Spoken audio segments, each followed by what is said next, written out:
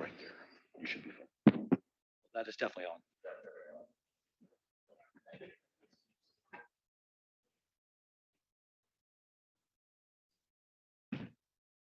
Well, now that I have your attention, welcome to the 6th annual Michigan Alzheimer's Disease Research Center Symposium. It is great to see you all in person. I will recommend that you wear masks when you're not speaking at the podium. COVID levels are high and it's a good thing to do. I don't think you're required, but it's probably recommended, and I will certainly be doing that. The last time we had an in-person meeting was 3 years ago. It was in Grand Rapids. It was our 3rd annual, and a lot of water has been over the dam in the intervening time. We're very fortunate as a center to have so many committed staff who've kept things going in a beautiful way at all 3 universities. And I'm not going to give a shout out to everyone who's part of the center, but you'll meet them throughout the day, and they're just an amazing staff that make us do what we do really, really well. This is our logo. I think you've seen this before. Some of you may not have ever been to a symposium from the Alzheimer's Center. That obviously is our state, and we want to be a statewide center. And those colors represent the 3 major universities that comprise the center: University of Michigan, Michigan State, and Wayne State University. And although I would say our reach is mostly across the Lower Peninsula, we really want to make sure that we serve the entire state. What's our theme? It's beyond amyloid. Many of you know that amyloid is a key protein in Alzheimer's, but anti-amyloid therapies have not been quite the home run that we'd hoped they would be. There's so many other factors that play a role in dementia, and dementia is so complex and in many people multi-etiology that we chose 6 years ago to make our focus beyond amyloid. You could say that's not a focus.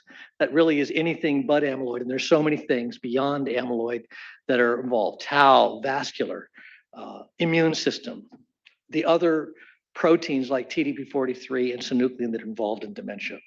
And as a center, I think our job really is to facilitate research across a wide spectrum.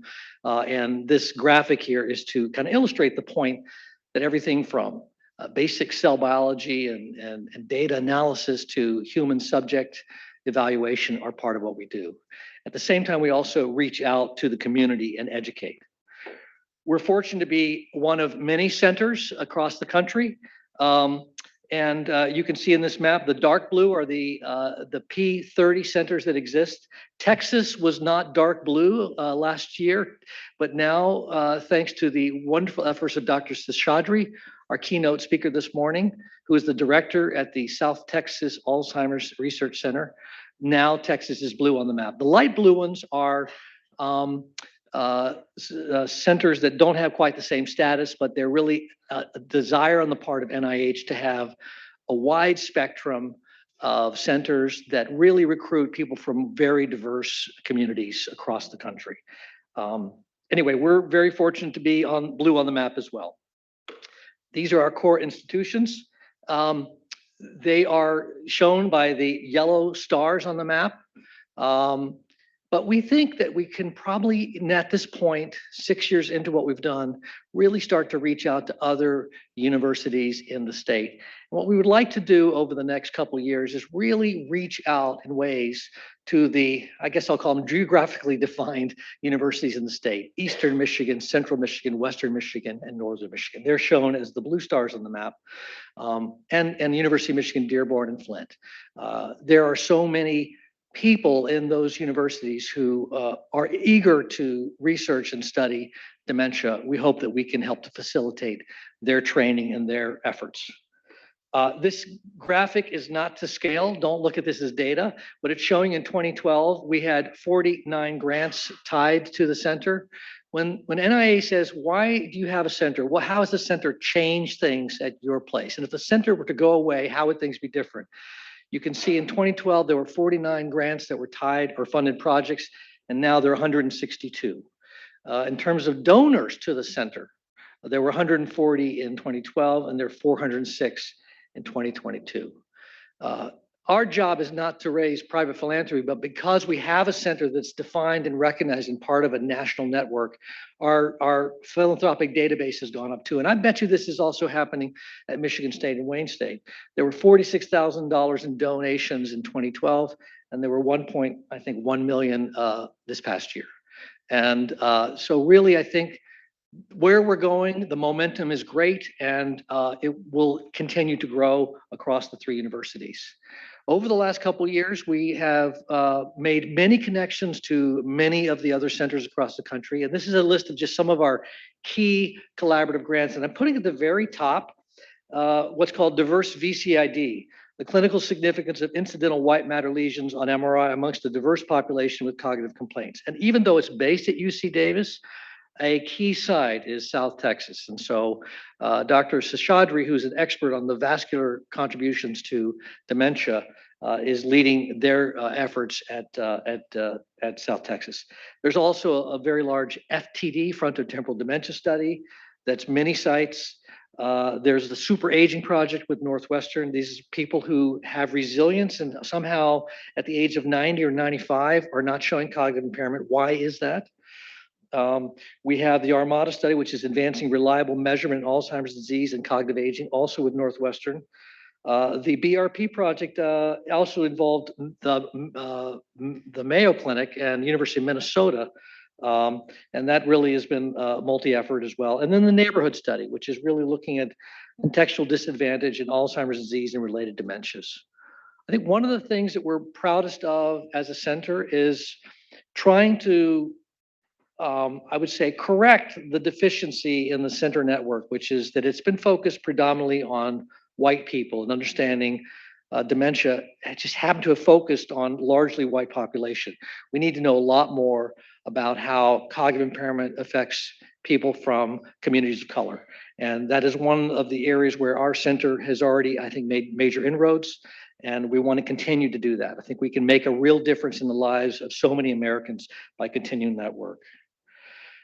One of the things the center does is try to help the next generation really become leaders. And we developed the Leaders Initiative program that is still, I would say, in development, but these 11 scientists from across the three participating universities are embedded in the individual cores of our center, the clinical core, the imaging core, the biomarker core, the data core, the neuropath core, the outreach and recruitment core. I can already say that among these, Amanda Leggett, it says University of Michigan, but she just accepted a job at Wayne State. She now has an instructional track, tenure track job at Wayne State. Amanda, are you here? Congratulations, that's wonderful news.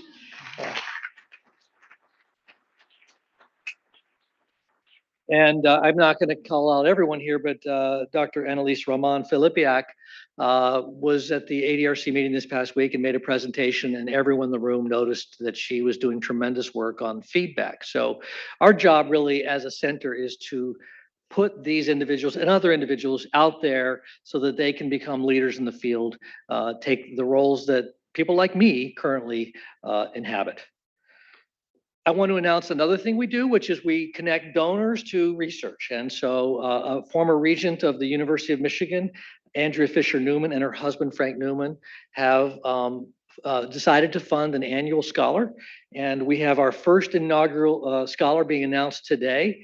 This is Dr. Lisa Sharkey. She's a research assistant professor at the University of Michigan.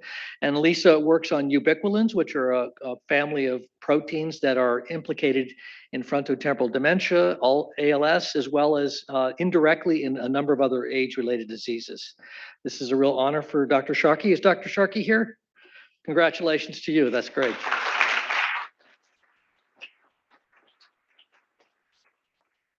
One of the things at the center we want to do is to facilitate the ability of young investigators to go to meetings. And we've had this MEASY Travel Award for, I don't know, 5 years or so. And we've typically give out 2 to 4 a year. No one's been traveling to meetings over the last 2 years.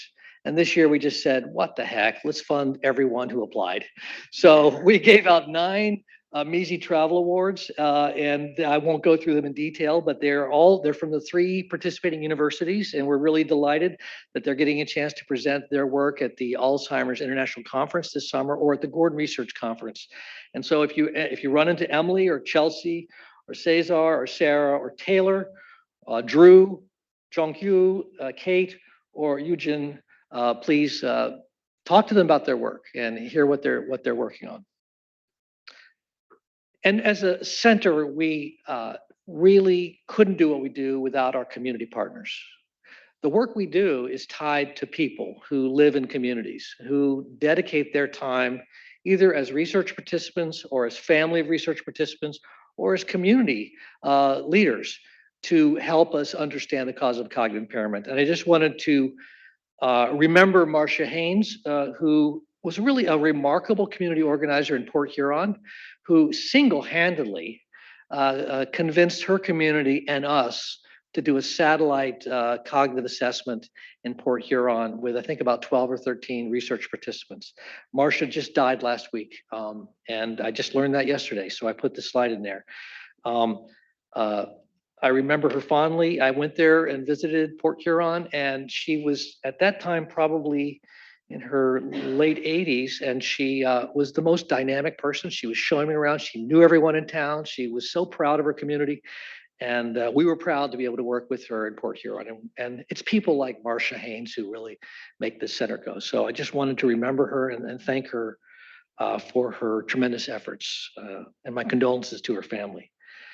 I am at this point going to encourage you to spend the whole day talking to people. We have a poster session. We have a lot of poster presenters. There's plenty of time to be there. Check out the science that they're showing you. Talk to each other during the breaks. We have people from not only Michigan State, Wayne State, and University of Michigan here. We have, I know, at least one person from Central Michigan and probably people from other places. So definitely get to know each other. I will now introduce our keynote speaker today, who is Dr. Suda Sashadri. She is the Robert Baker Distinguished University Professor of Neurology, Psychiatry, and Cellular and Integrated Physiology at the University of Texas Health Sciences Center in San Antonio. I will say that she's been there only 5 years, 4 years. 4.5. For her to have arrived there and to have landed an Alzheimer's disease center in that short a period of time is remarkable. I mean, her abilities to marshal the communities that she's brought into the South Texas Center is amazing. And I think it's in part because of work that she's done over many years, originally in Boston, really looking at longitudinally at the relationship between vascular change in the brain, metabolic states, and cognitive impairment. She leads neurology working groups within several large consortia such as CHARGE, Recover, and TopMed, and is a PI for the Alzheimer's Disease Sequencing Project, and IGAP, MARC VCID, Diverse VCID, Discovery, and Catlin Consortia. We're supposed to not use these shortcuts, but it's all part of our business. So I will turn it over to Dr. Seshadri. We're really delighted to have you here today.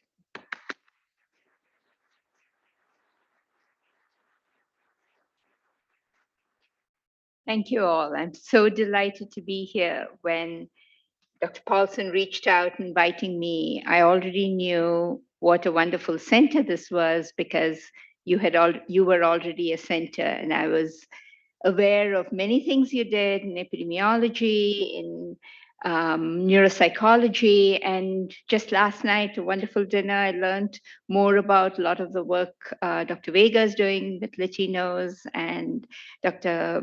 Hartman's doing with functional MR, and I hope we will build even closer collaborations. We are working together in diverse VCID. So I'm delighted to be here. As Dr. Paulson was mentioning, I couldn't have done what I did without a wonderful team of fantastic young investigators and Glenn and Ann Biggs. Glenn Biggs was a larger than life Texan who, when he developed Alzheimer's, came to the president of the university. He was on the board and said, we need to have something here for patients in South Texas. And unfortunately, he died in 2015. But Anne is now 89, and she's there at every single event. And it's people like that that make the difference.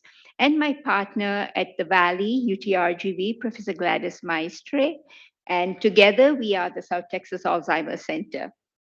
So my topic today is sort of to suggest to you that maybe we say dementia affects so many people, and the commonest cause of dementia is Alzheimer's disease. And that's partly because of over the last couple of decades, there has been what my colleague, Professor Breteher, refers to as the Alzheimerization of dementia. And then there has been the amyloidization of Alzheimer's, where we have sort of equated a pathology we no doubt see in the brains of many people with a clinical syndrome, which is where we began. And so, is the commonest cause of dementia actually vascular brain injury? I'll present some epidemiological evidence questioning this primacy of amyloid and perhaps suggesting that vascular is as big a contributor to what we are all most interested in, which is the cognitive decline.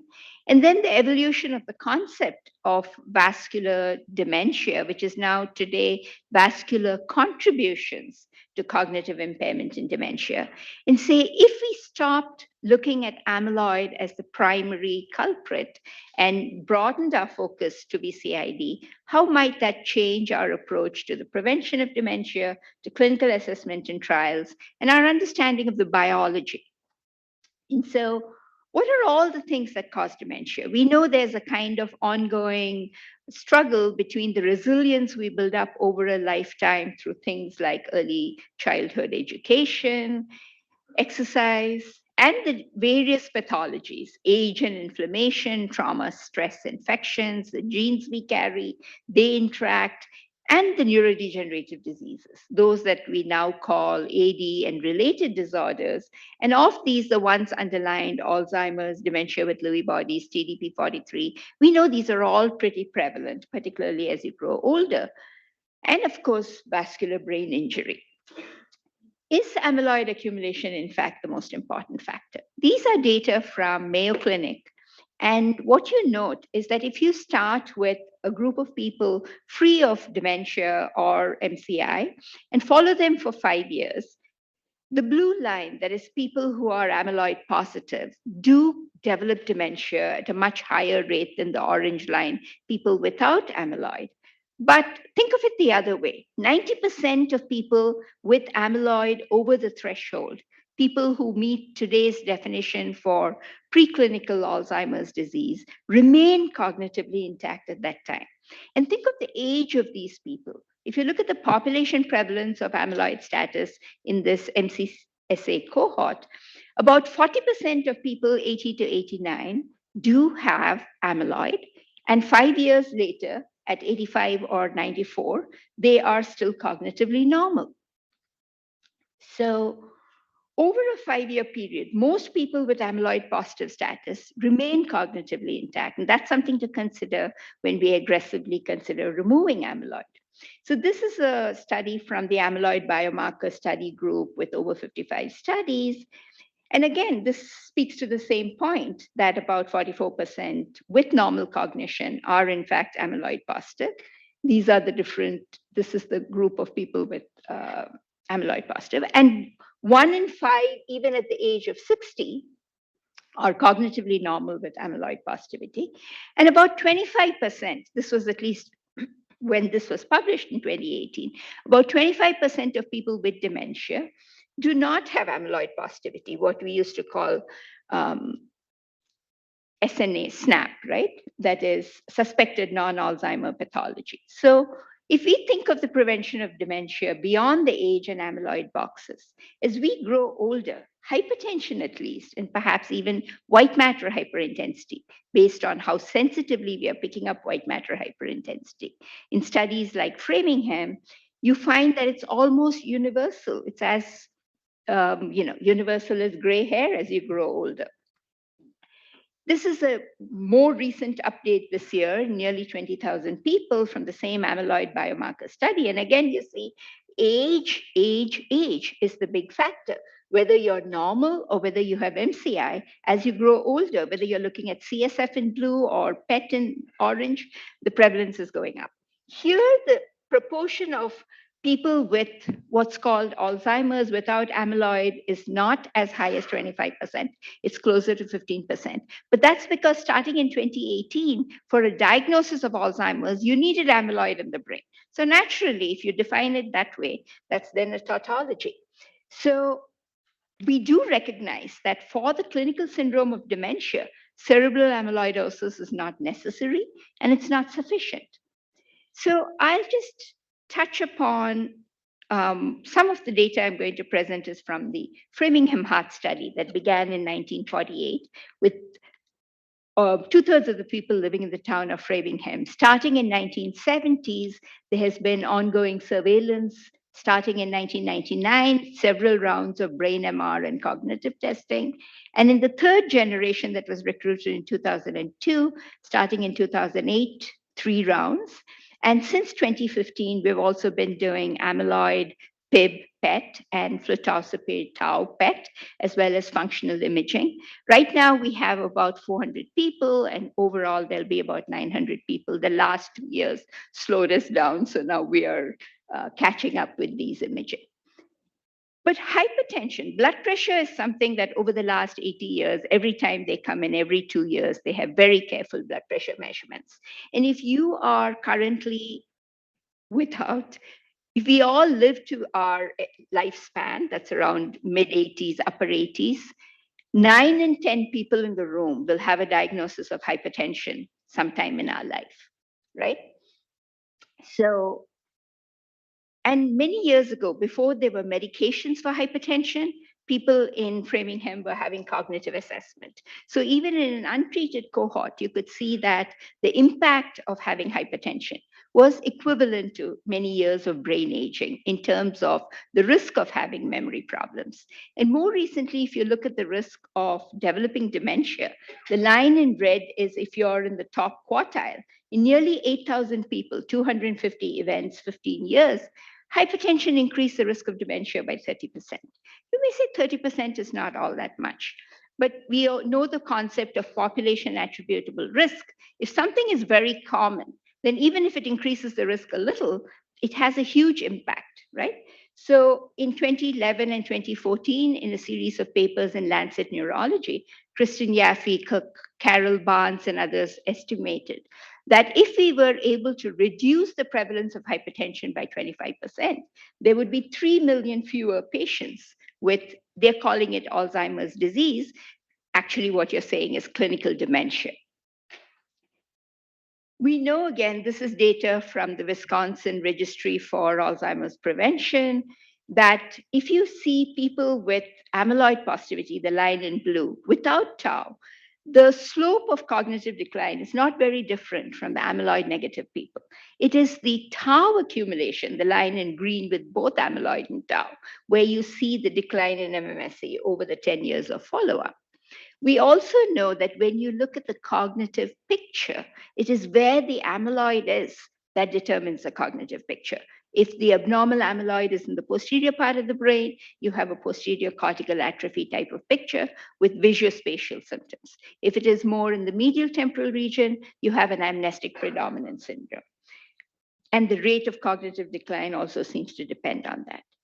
So what we are increasingly recognizing is that while it's true that tau deposition begins and propagates as amyloid burden reaches a certain level, there may be amyloid independent factors that determine abnormal tau deposition as well. This Leroy Brown looked at Framingham data on about 257 cognitively normal people and related arterial stiffness on tonometry. That is either the carotid femoral pulse wave velocity, that's the top column, or some other measures with the burden of here entorhinal tau, but this was the same if we looked at rhinal tau or temporal tau or global tau. And this is after adjusting for the global amyloid burden. So you were seeing this effect mainly in older people. You can see that red dot is people over the age of 60. The blue one is people under the age of 60. So age and arterial stiffness together seem to account for amyloid burden, even after tau burden, even after adjusting for amyloid burden.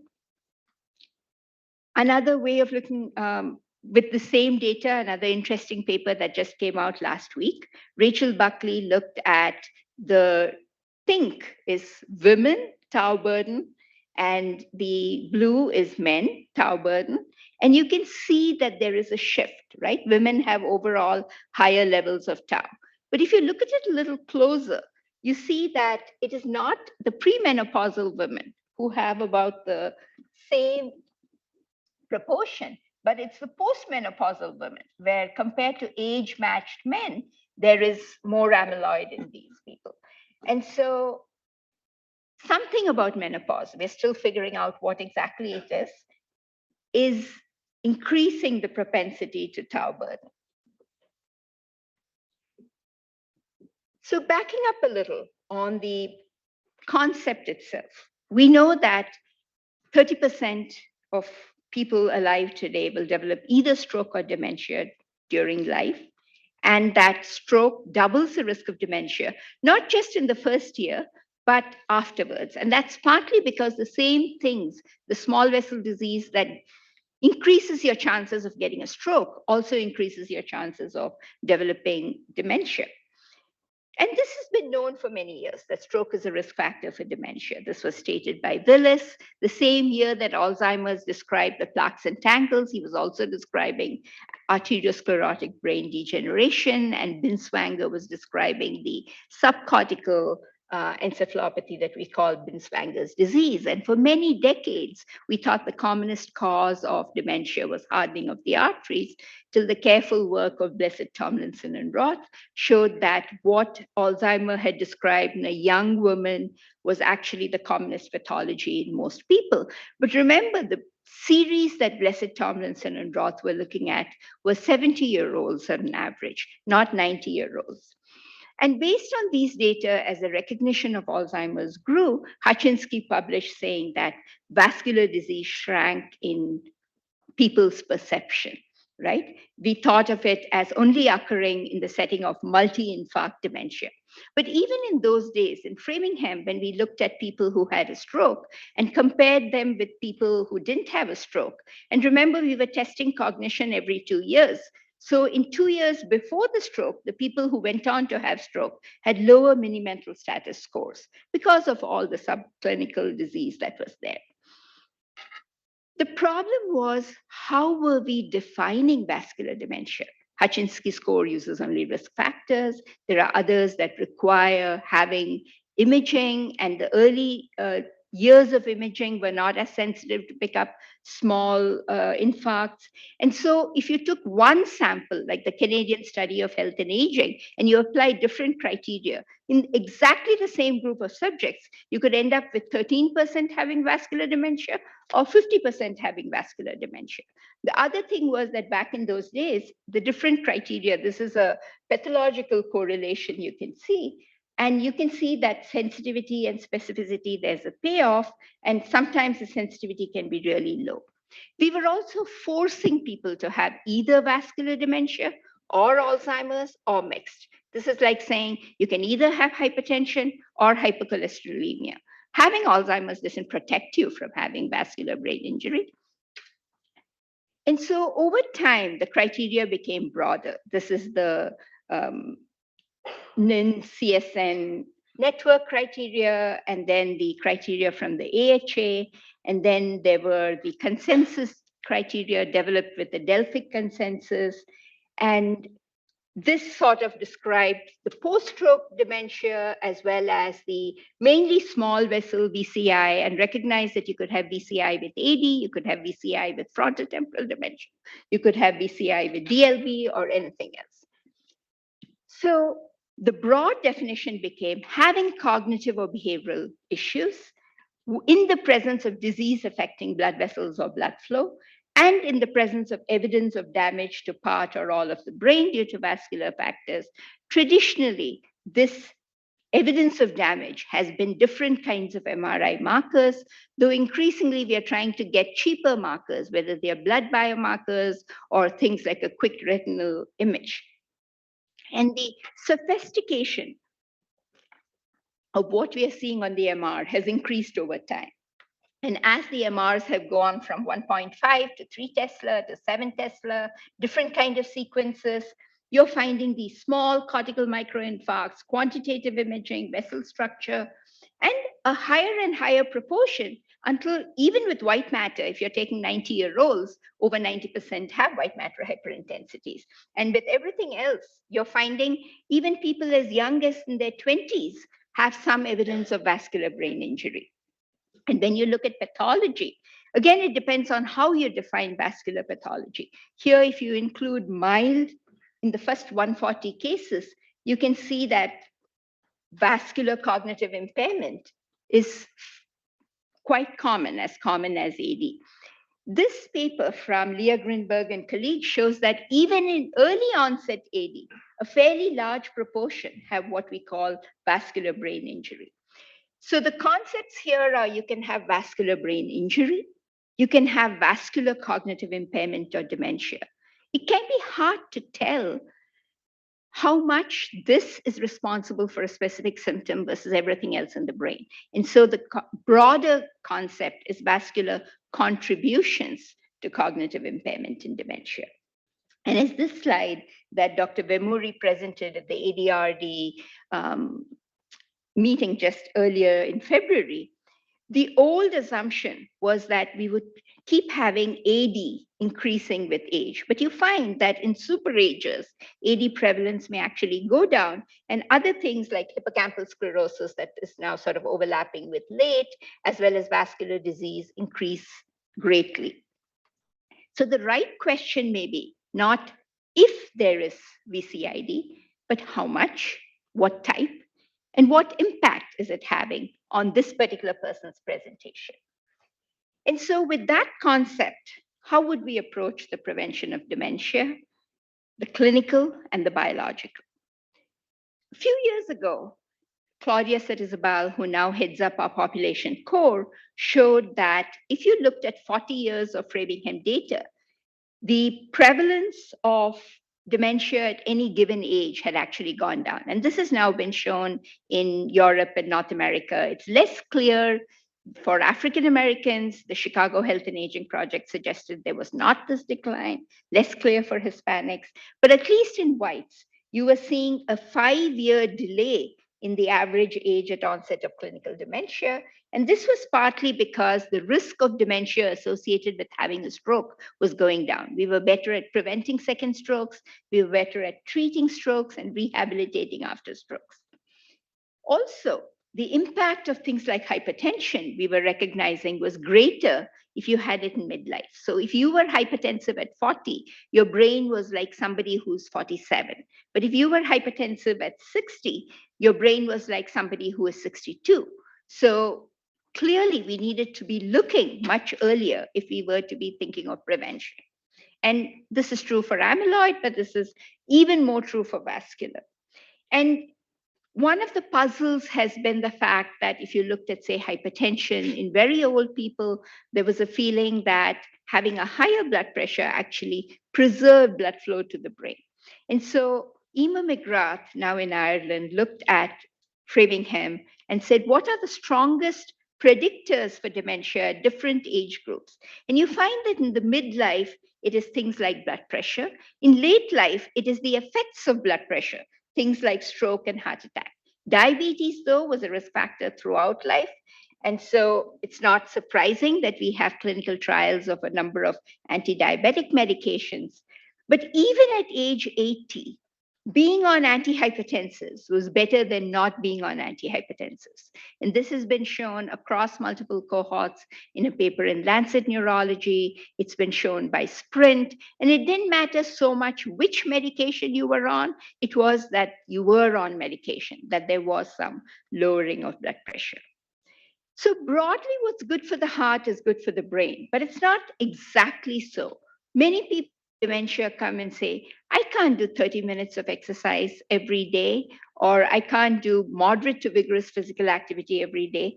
But for the brain, even among people who don't meet MVP AHA guidelines, steps per day were associated with better MRI preservation and better cognition.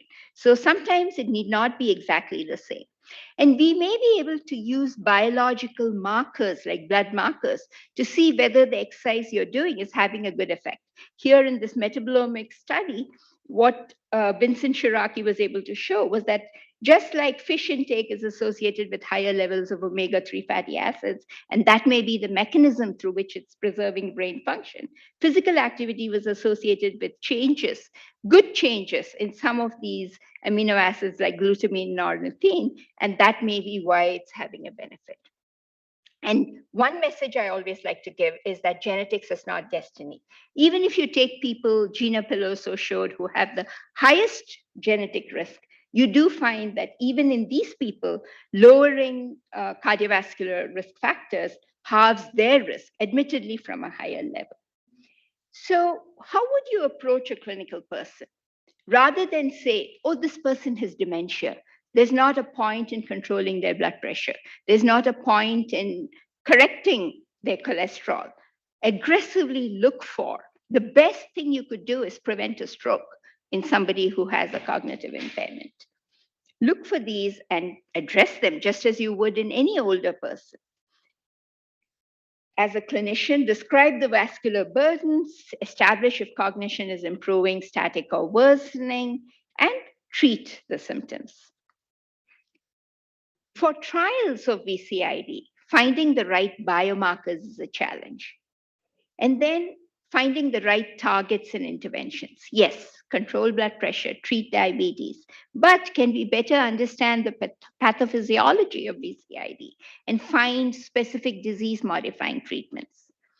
And of course, eventually can be implemented. If hypertension affects 90% of the people, a treatment that involves, IV medications is going to be less effective than something that addresses the blood pressure more easily. So our South Texas Alzheimer's Center began with the goal of looking at social determinants of health in Hispanics, using this precision medicine approach that it's beyond amyloid. Our clinical biomarker core is supplemented with the population neuroscience core, and our biomarker core is expanded into MRI and PET imaging, as well as a genetics and multiomics core. And the biomarkers are fluid biomarkers and sensory motor biomarkers.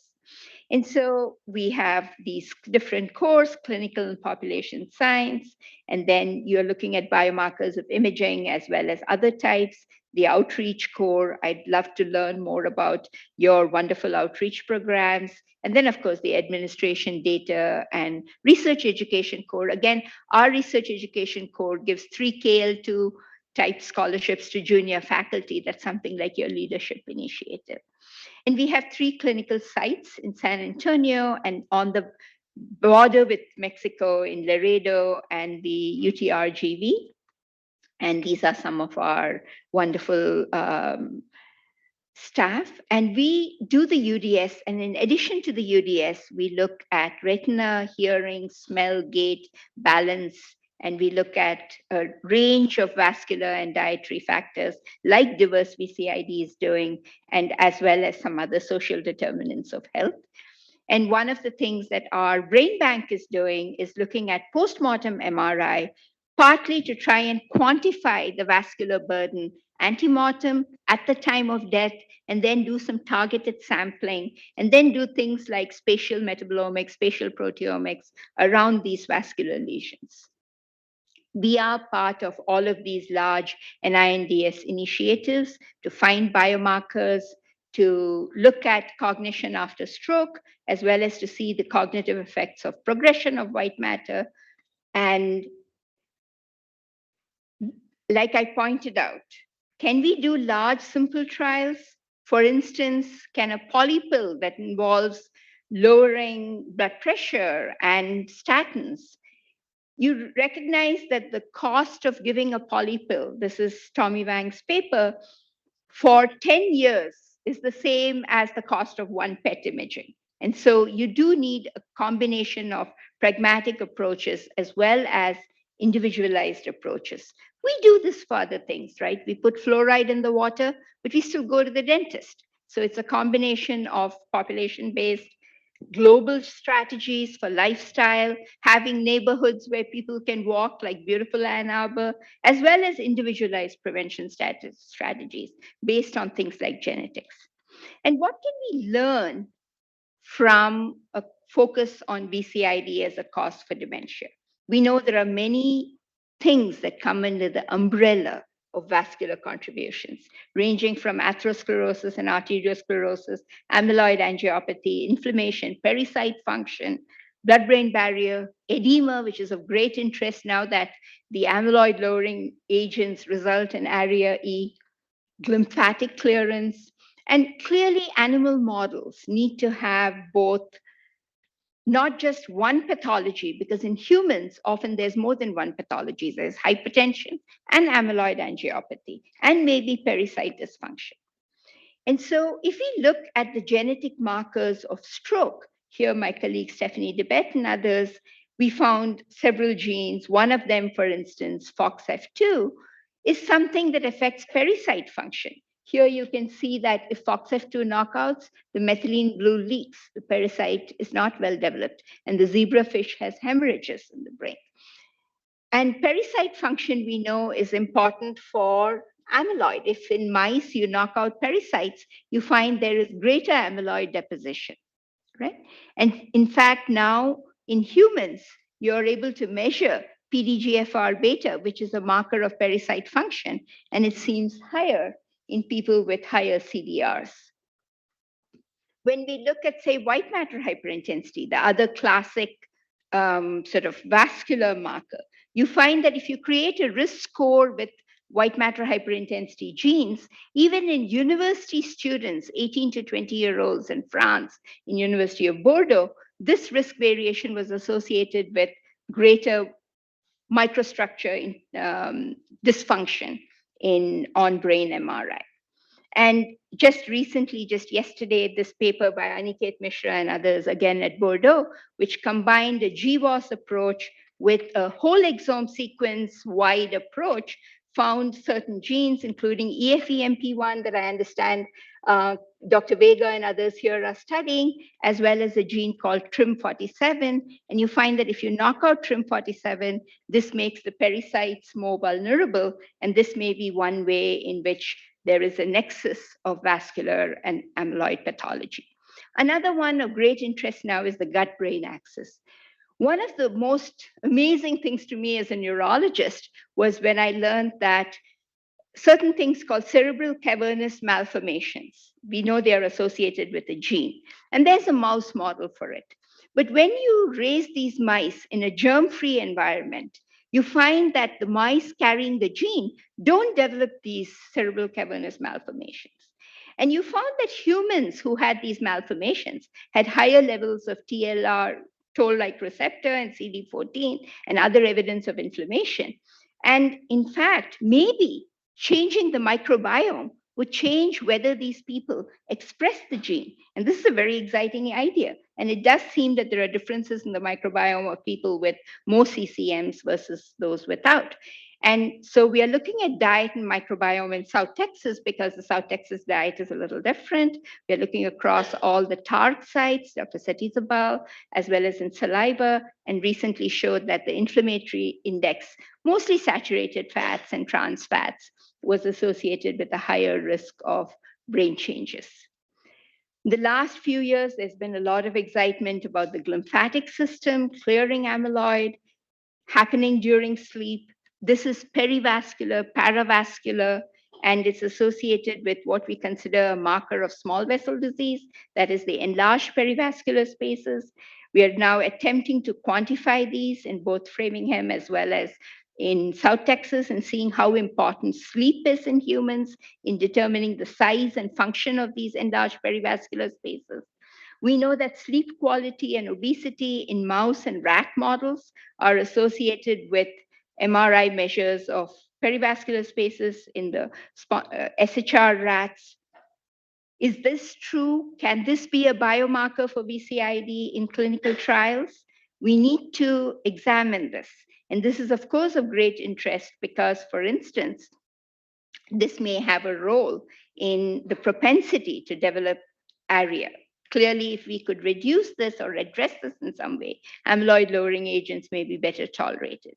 And so one of the models in which this is being studied is squirrel monkeys who have a propensity as they age to accumulate amyloid around their blood vessels. And one of the worrying things is when you look at these squirrel monkeys, this ARIA-E is associated with changes in the glia and the neurons.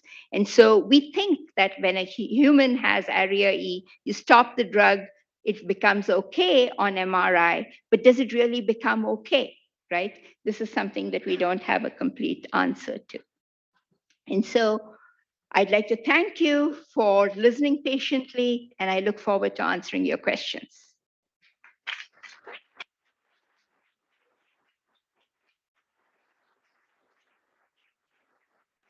Thank you, Dr. for that wonderful overview of the importance of vascular contributions to dementia. We have time for questions, and I hope we have questions. I will start off with one. You know, the amount of amyloid angiopathy that we see in an individual who has dementia varies quite a bit. Even if we clearly have an Alzheimer's process, it varies quite a bit. What's the relationship between the presence of amyloid angiopathy and systemic cardiovascular risk factors like hypertension and diabetes? Is there a relationship between that, or is that totally separate? Right. It's a great question. Again, hypertension and amyloid angiopathy, as well as propensity to have microbleeds or large hemorrhages, seems to be greater in the presence of coexisting hypertension. Again, because hypertension is so common, it's hard to tell if this is coincidental coexistence. There is also factors like ApoE4 that increase the propensity of both vascular injury, even if not hypertension, as well as cerebral amyloid angiopathy. There's clearly some genetic factor, right? We know that rhesus monkeys develop parenchymal amyloid, squirrel monkeys develop vascular amyloid. So we now have a GWAS of cerebral microbleeds that is being published. And so they don't overlap strictly with either hypertension or AD. So, but there are some commonalities. Hi, thanks so much for your talk. I really enjoyed that. So I was interested in, so you talked a little bit at the very beginning about tau, how where it was deposited mattered a lot. So I was wondering if the same thing was true for vascular susceptibility. If there were particular areas that were more susceptible in the brain, and if those areas corresponded with any other issues.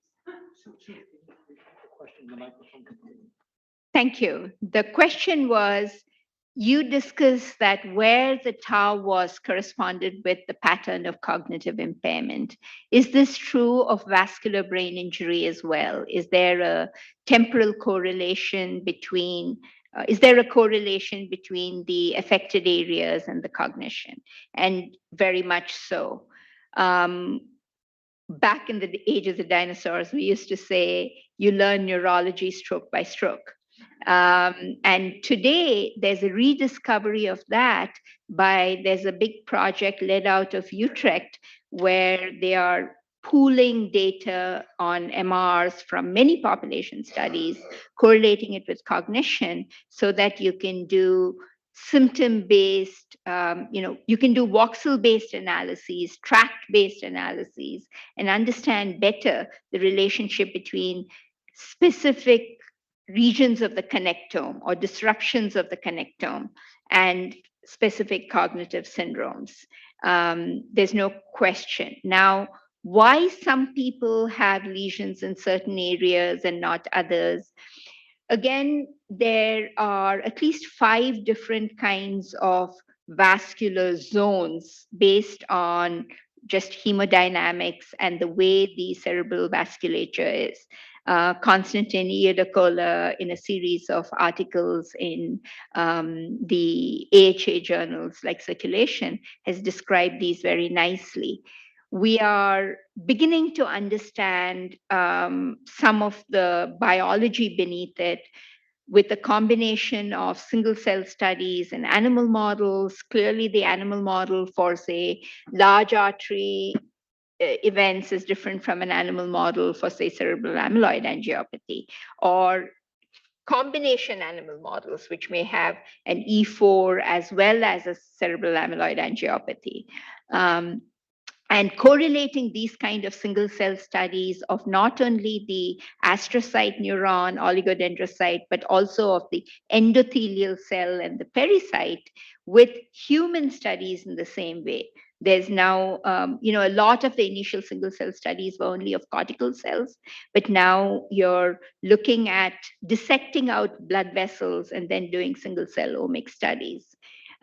So yes, there is a correlation, at a very broad level. If you have a left MCA stroke, you have speech involvement, right? Language involvement. But there are much subtler correlations between where the vascular injury is. And could we then do targeted treatments, targeted TMS or TDCS? That's to be seen. Thank you. Wonderful presentation. A number of my colleagues in geriatrics have been much more aggressive on treating hypertension, with evidence of lowering cardiovascular events, lower blood pressure, heart. I know they've been doing some brain studies too. What's your take on how that kind of intervention has affected the brain? It's a very good question. Years ago, it used to be said the only problem with having a high blood pressure is that some fool is going to try and lower it. And this was true in Cecil Lowe. We know now that definitely having high blood pressure increases your risk for stroke, right? 1, 2, 3. It's a little more complicated when we look at cognition. And the problem is a bit of a chicken and egg situation. If we look at midlife hypertension, that's clearly associated with worse cognition later in life.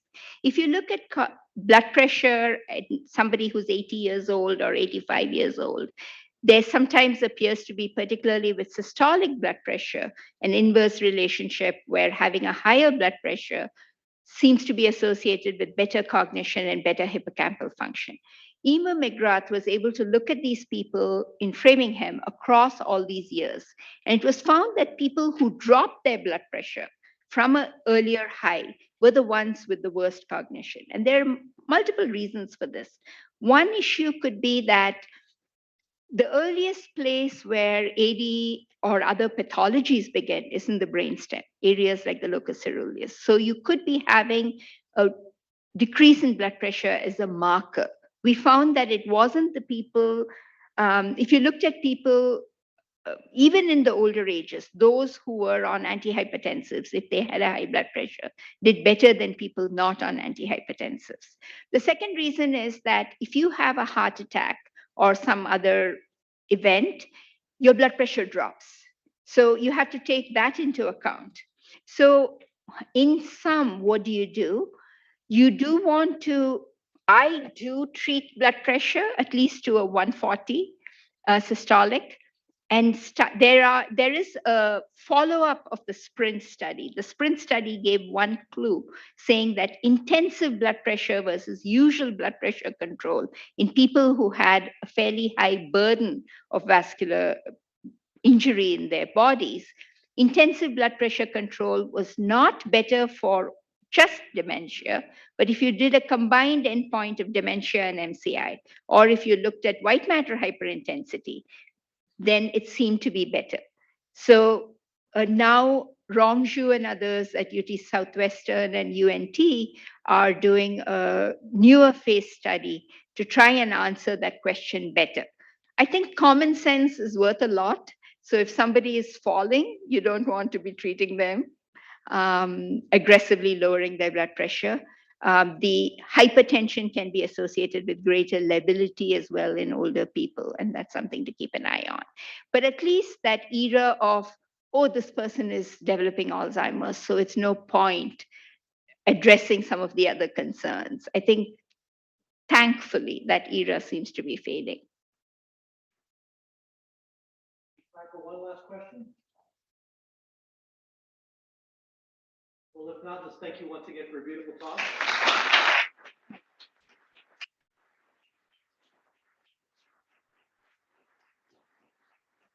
I don't know, staff, could we pull off that hat trick? I'm not quite sure that belongs to us. We do have these little knit caps. So this is a winter country. We can all have a knit cap picture taken at some point. Thank you very much for that beautiful overview. We have now an hour break to talk, to see posters, to learn from each other, to ask Dr. Seshadri additional questions. Please come back at 11 when we'll begin our research education component scholar presentations. Thanks again.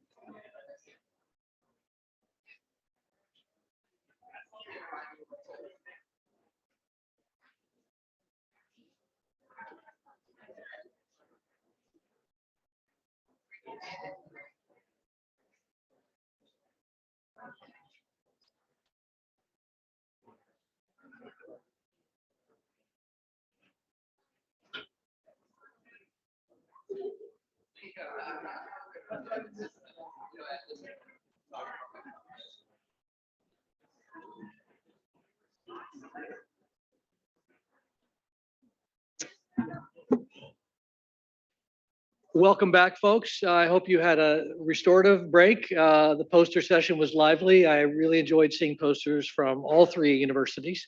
And in the process, saw that we have a visitor from Central Michigan and a visitor from the Cleveland Alzheimer's Disease Research Center. So we have reached beyond our three university group. One of the things that any ADRC does is have a research education component. And the research education component's role is to really facilitate, enhance the research carried out by junior colleagues from diverse areas of expertise and backgrounds.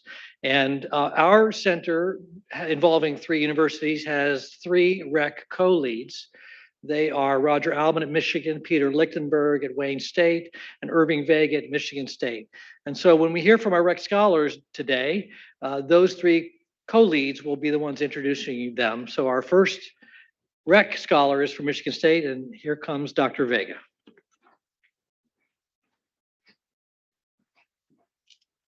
Good morning still. Good morning, everyone.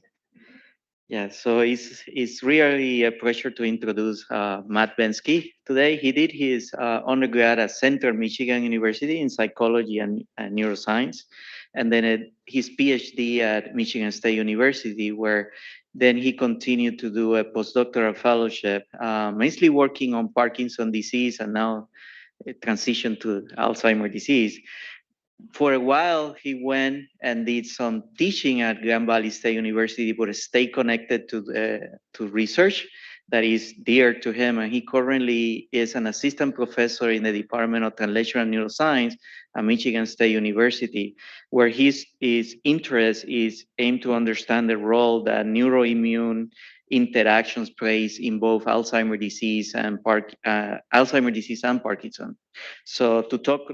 He will talk more about it today, especially his title that is Investigating Mechanisms of Complement-Mediated Synaptic Elimination in a Model of Tauopathy. Matt? Thanks, Irving.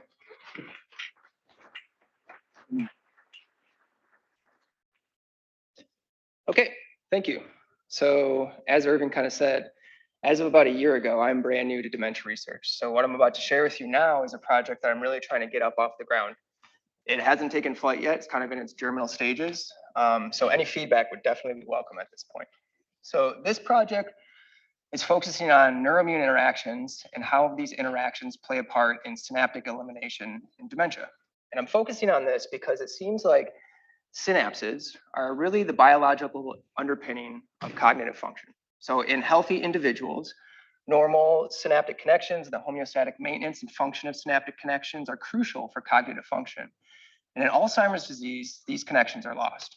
So synapse loss occurs very early on in the disease in Alzheimer's disease. It appears to precede clinical presentation. And to date, it remains the single strongest neuropathological hallmark to cognitive dysfunction in AD.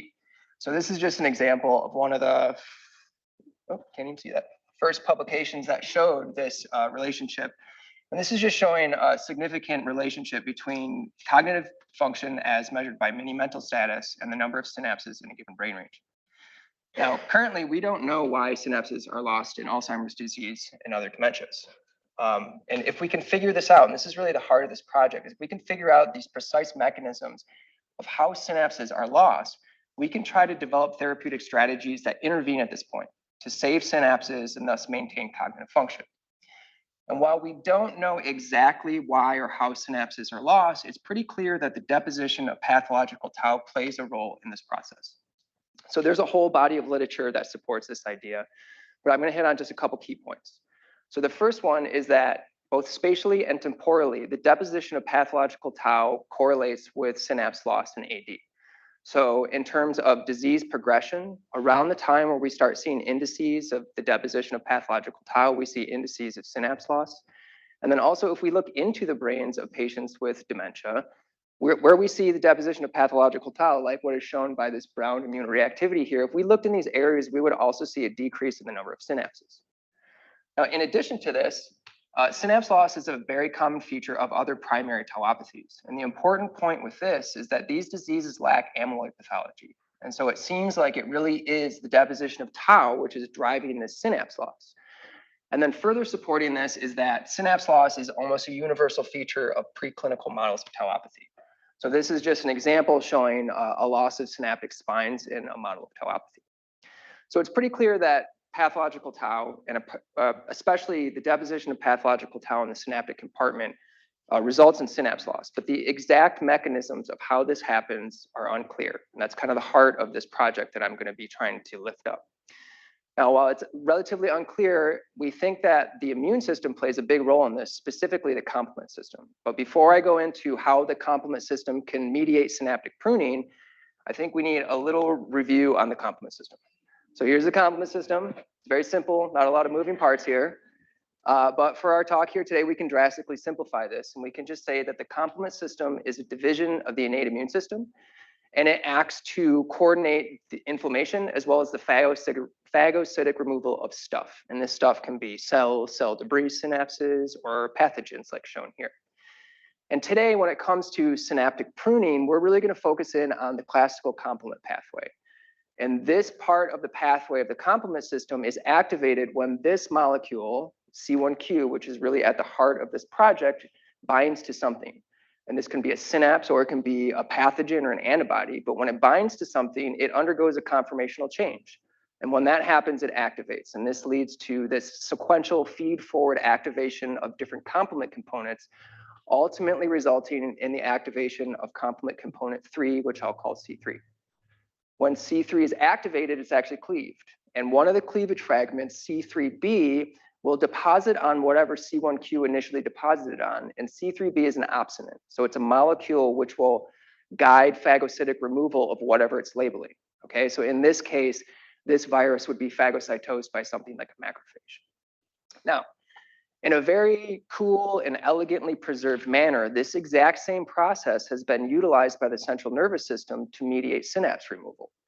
So through mechanisms, which I'll kind of go into in a second, but which are not totally understood, C1q is able to differentiate between healthy synapses and weak or damaged synapses that need pruning. And when this happens, the same events that I just described are going to happen. So C1q is going to bind weak synapse. This is going to result in complement activation, which will recruit C3 to that synapse, cleaving it, causing the deposition of C3b. This is the signal for a phagocyte to come, and because we're in the central nervous system, this is going to be a microglia. So this is going to come, and it's going to phagocytically remove the weak synapse, leaving the strong synapses to do their thing. Okay? Now, this process is crucial to normal homeostatic maintenance of synapses. It plays a huge part in developmental synaptic pruning, and it is very tightly regulated. And it's obvious to see why it's tightly regulated. If we had an overactivation or a dysregulation of the synaptic pruning, we could cause a net loss of synapses. And if we think synapses are the biological underpinnings of cognitive function, this could cause cognitive dysfunction. And this is exactly what we think happens, at least in part, in dementia. So what are these two mechanisms, which I'm going to describe to, that regulate this process? So the first one is complement C1q binding partners. So C1q cannot just bind willy-nilly to anything. The thought is that it needs a molecular interacting partner in order to bind to something. And the thought is when it comes to synaptic pruning, that weak or damaged synapses will present a C1q binding partner in their membrane. And then this is the cue for C1q to come and deposit upon this synapse, which will then be removed. So this will direct the complement system to things that we want removed. But we also have the flip side of this to keep the complement system away from things that we don't want removed. And this comes from complement regulatory proteins. So the complement regulatory proteins are expressed by every cell in our body, and they are, some of them, inserted in the outer membrane of cells. So this synapse would express complement regulatory proteins, and these would actively prevent the deposition of C1q on the synapse or the activation of other downstream complement components. So in healthy individuals, these two mechanisms do a really good job of keeping complement-mediated synaptic pruning to where we want it. But there is a lot of evidence that this process is dysregulated, and there's an overactivation of complement-mediated synaptic pruning in Alzheimer's disease and other related dementias. So why do we think this? There's a lot of evidence to support this, and again, I'm just going to hit on a couple key points. The first point is that there is an enormous and early stage activation of virtually every complement component in the brains and biofluids of patients with Alzheimer's. So this is a picture that I took. This is from a Brock stage 3-4 brain. This is immunofluorescence in red for C1q, and it's labeling neurons. And if you look here, what you can see is that there's a majority of neurons in this area that are just totally studded with C1q. And this indicates that there is a kind of a targeting of the complement system to the body's own cells. And if we could zoom in at the synaptic level here, we would see synapses are also just totally covered with complement components. Now, in addition to this, we also see activation of the other players in the game here, the microglia, the one that are actually removing the synapses. So microglia become activated very early on in the disease course, and they remain elevated throughout the disease course. And again, if we were to look in the brain, what we would see is that microglia and activated microglia are usually found in close apposition or actively engulfing neurons and synapses that are coded with complement. So this picture is showing in yellow here C1q labeled neurons, and then these black cells here are microglia. You can see they're wrapping around them and engulfing them. And again, if we zoomed in at the synaptic level, we would see there's this overactivation of microglia that are pruning synapses in Alzheimer's disease and other related dementias. So we know this happens. There's a lot of evidence for this, but why this happens is kind of unclear. But again, it seems like it all boils down to tau. And there's two main reasons why we think this. The first is that if we look in the brains of patients with Alzheimer's disease or tauopathies or other dementias, areas where we see complement activation, we often see the deposition of pathological tau. This picture is admittedly not the best picture to illustrate this, but what we see here in green is AT8 phospho-tau. So this is our marker for pathological tau. And in red, again, we have C1q, and you can see that in neurons that have pathological tau in them or in areas of the brain where we have tau, we have a lot of complement activation. Okay, so it seems like tau is driving this process. Now, more evidence comes from this from animal models. So the data I'm about to show you comes from the PS19 model of tauopathy, and this is a transgenic mouse that expresses P301S human mutant tau. And these animals develop cognitive dysfunction, and it's associated with synaptic loss. And if we look into the brains of these animals, these are Western blots from the hippocampus of PS19 wild-type animals. We can see there's a really large, about a 4 to 5-fold increase in C1q in the hippocampus of these animals. Looking at it in a different way, we can see immunofluorescence here for C1q. So up here we have PS19 animals, and the bottom two panels are wild-type animals. And in red, we have C1q, and you can see there's a really large increase in C1q. And the thing is that the areas and the amount of C1q that we see or the activation of other complement components will correlate with pathological tau as indexed by our AT8 here. So here's a co-localization of the two. And you can see in areas where we have a lot of tau, we also have a lot of C1q. Particularly if we focus in on this area here, which is a layer of the hippocampus that contains a lot of different synaptic connections. If we zoom in on this, there's a co-localization between AT8 and C1q. So this suggests that it is tau that is driving this process. And indeed, if we do an analysis, we can see that there's a significant correlation between the levels of AT8 immune reactivity and complement immune reactivity in the hippocampus of these animals. So taken together, this is just kind of another layer of evidence that suggests that tau may be driving this complement activation, which could be driving synaptic pruning. But what about the synapse? This is supposed to be at the synapse. Well, in these animals, this picture is taken from the same area of the brain. This time in green, we have synaptophysin, which is a presynaptic marker. In red, we have C1q. And if we look here to kind of the highest resolution I was able to here, we can see that synapses are studded with C1q. There's co-localization of these two markers here. And so this suggests that C1q is labeling these synapses for phagocytic removal by microglia. And this is like really the similar thing that we see in human disease. So in the interest of time, because I know I'm going to go over here, I'm not going to go through this. I'm just going to say that in all of these areas where we see tauopathy and complement activation, we also see the activation of microglia. Okay, so there's a lot of evidence from human disease as well as animal models that the deposition of pathological tau causes complement activation, which likely then leads to phagocytic removal of complement labeled components like synapses. And this could be causing cognitive dysfunction within AD and other dimensions. So it seems like tau is driving this process, but the purpose of this project and the key point here, the thing that's missing is we don't understand how the complement system is able to differentiate between a healthy synapse and a synapse that contains pathological tau. But if we think back to those regulatory mechanisms of how the complement system is kind of mediated, the answer likely lies in there. So I'll go through this in this kind of graphical representation. So here we have a healthy synapse. In our synapse, we have soluble tau.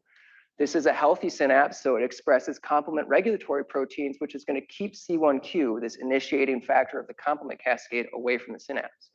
And in addition to this, this synapse does not express any C1q binding partners. So the complement system will leave this synapse alone and it can be happy doing its job. Now, in contrast, what I think happens is when we have the deposition of pathological tau in the synaptic compartment, the synapse is going to do one or two or both of these things. So it's going to present a C1q binding partner in its membrane. And then also probably, or maybe, it's going to have a decrease in the expression of complement regulators.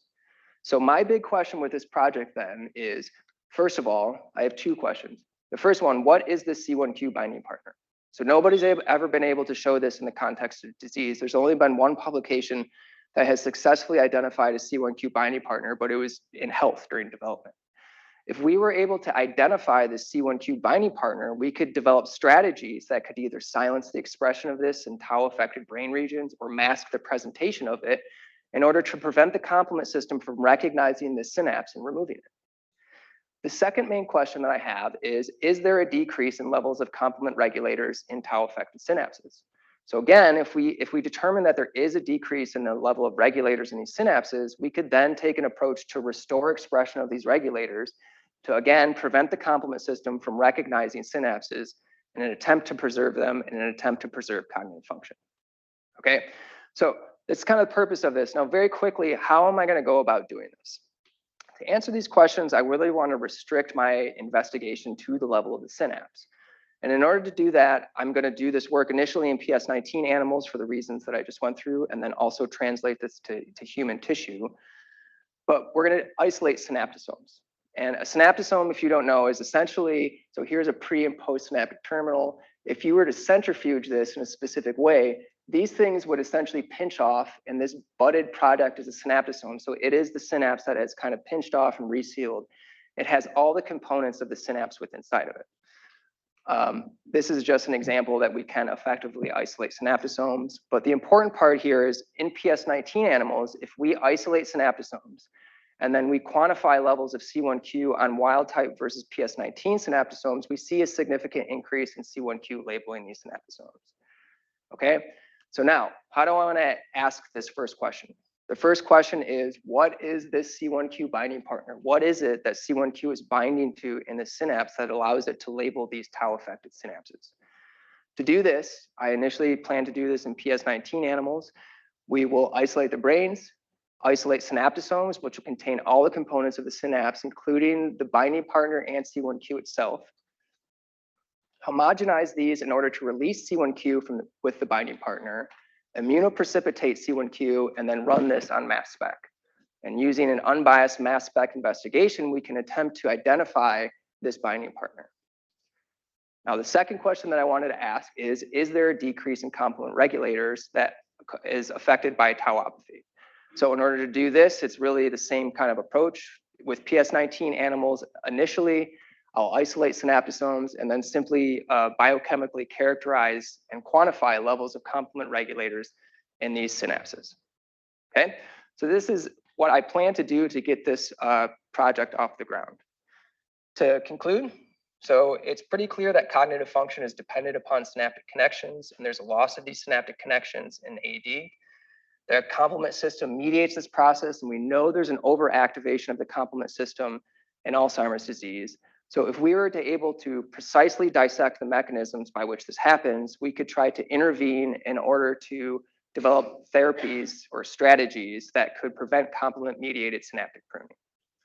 And with that, the thank yous, the Canaan Lab, particularly the man himself, Nick Canaan, my rec mentoring committee, Nick, Irving, and Sammy, and then the MADRC and the rec funds, which will make this project possible.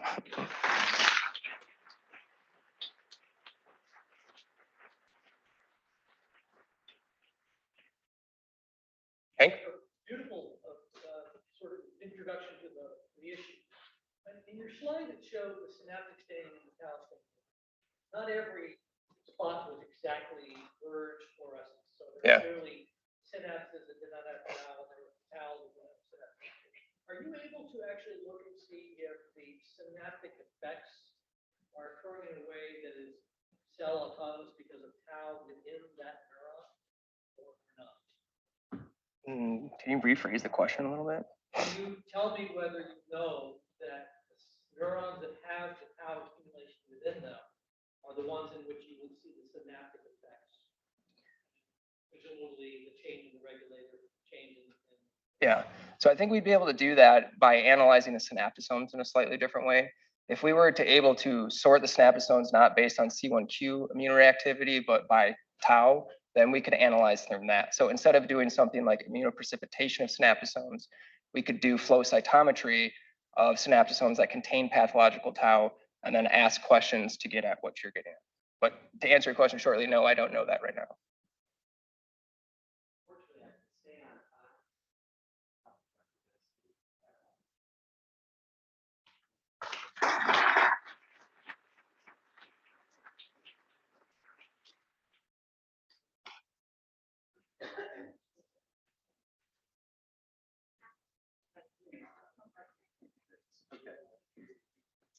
So, hi, Roger Albin. I'm the leader of the rec here at Michigan. So it's a pleasure to introduce our next two speakers. This is both of whom give a nice illustration of one of the things that we place a lot of emphasis on, which is disciplinary diversity in terms of approaches to the difficult problems of dementia. So it's my pleasure to introduce Dr. Jessica Finley. Jessica has a very interesting background. She originally trained as a geographer in her native Canada, and subsequently had a PhD in gerontology at the University of Minnesota. She's now a research investigator here at Michigan, and is going to talk about some very highly interdisciplinary work she's doing on an ecological theory of neighborhoods and cognitive aging. Thank you.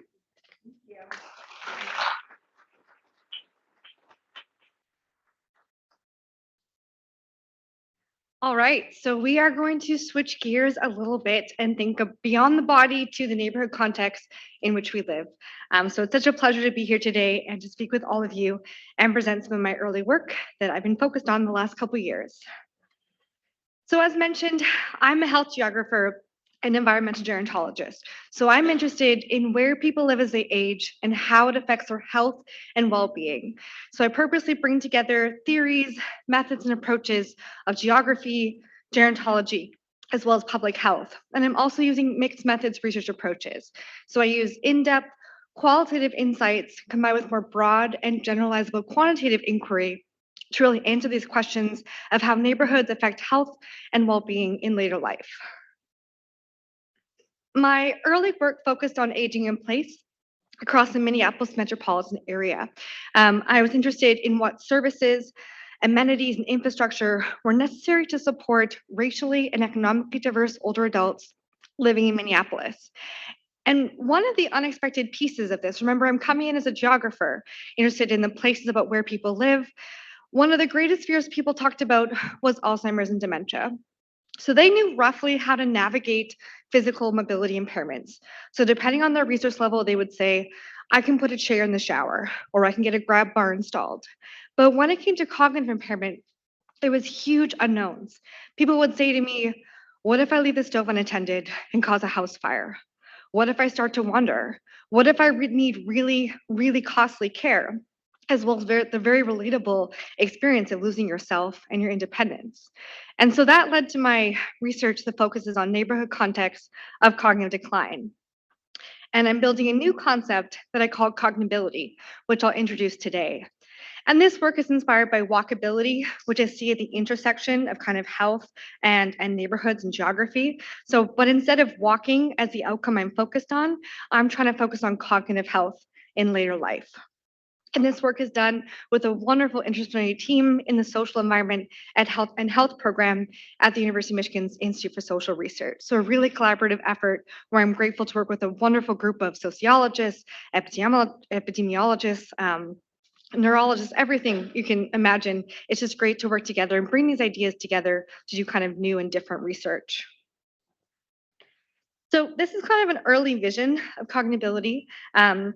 I think about it as how do we theorize how supportive neighborhoods are to cognitive health through built and social environmental features that encourage physical activity, social and engagement connection, and cognitive stimulation in later life. So I'm focused on kind of those pathways of behavior and lifestyle when we look at the Livingston Lancet Commission for modifiable risk factors, I think, okay, I'm looking how might environment structure these risk factors.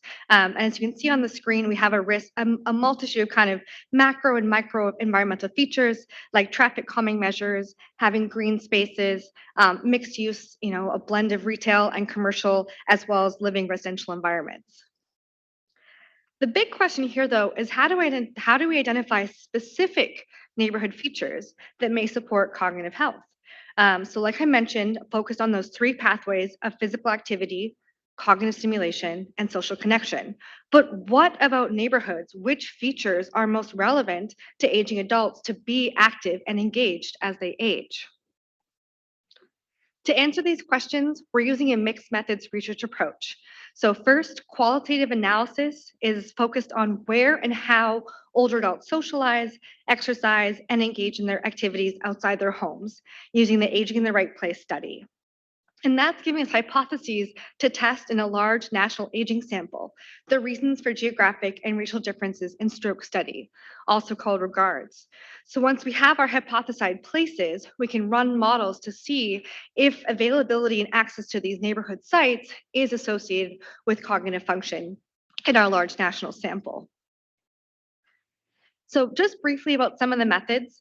The qualitative work is based upon the Minneapolis metropolitan area, so purposely sampled in 3 case study areas from the downtown Minneapolis in blue, downtown Minneapolis in green, North Minneapolis in blue, and Eden Prairie in orange. So seeing different types of sociodemographics, as well as different built environments, from a very dense downtown to a very low density outer suburb. I conducted interviews in the home, and instead of just sitting somewhere and asking people about where they lived, I said, can you show it to me as well? So for about 20 minutes, people would take me for a walk or a tour of whatever they wanted to show me that was relevant to them. For some, it was a room, it was a home, it was a block. I also went on a very hot day around an entire lake in Eden Prairie. So it was let them take control of the session and tell me what matters to them as they age in place. I also conducted ethnography with 6 participants over the course of 12 months. So to get a sense of different seasons, different activities, different places together, different health experiences, I followed up with them with regular activities, everything from caregiving, socializing, exercising, attending doctor's offices, etc., in their communities. This sample is 125 people. They were on average 71 years old. They were 2/3 female, 1/3 male. 57% identified as white and 25% as Black. About 1/3 were married and 2/3 were not married. And 57% had maximum high school education. And I should say as well, about 1/4 of participants lived in subsidized housing and 1/3 of participants lived alone in their homes. Now we're going to turn to the quantitative sample in the regards study. So this is over 30,000 non-Hispanic Black and white adults who've been followed since 2003. On average, they were 64 years old at baseline, and in annual follow-up, the regards investigators are conducting taking data for physical and mental health, as well as cognitive testing, which I'll describe in more depth on the next slide. And we also know where they live across the study period. So we have their addresses geocoded to latitude and longitude coordinates. For global cognitive function, we don't have domain-specific hypotheses about which parts of cognition might be most relevant or related to neighborhood activities and behaviors. So we're using multiple sources of data available to us in regards. So this includes animal fluency and letter fluency, which assess language and executive function, wordless learning and wordless delayed, which assess learning and memory, and a subset of the Montreal Cognitive Assessment that is analyzing for recall and orientation. And we put these together in a composite score for cognition. This sample on average is 67 years old.